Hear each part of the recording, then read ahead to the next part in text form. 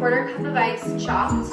Have that already done. Then you want to add in 2 cups of chopped kale, 2 cups of chopped pineapple, 2 bananas sliced, 2 teaspoons of honey, and then 2 cups of coconut water, but you can also substitute it with regular water. All right, so first you want to place it in your blender after you've chopped your ice.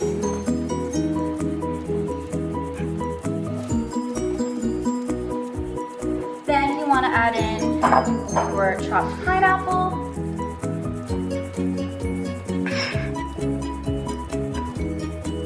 And also, you might want to wash your hands before. I do that before putting everything in and chopping. Then you want to add in your banana.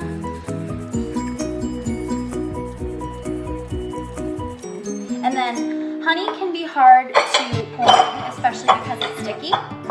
So you might want to get a spatula or a spoon and put it in after the banana, just like this. Whoops. All right. Then once you have all your ingredients in, pour in the coconut water, just like this.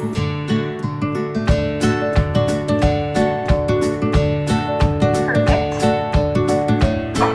And then make sure that you see on because you don't want anything coming out. All right. And then you do it.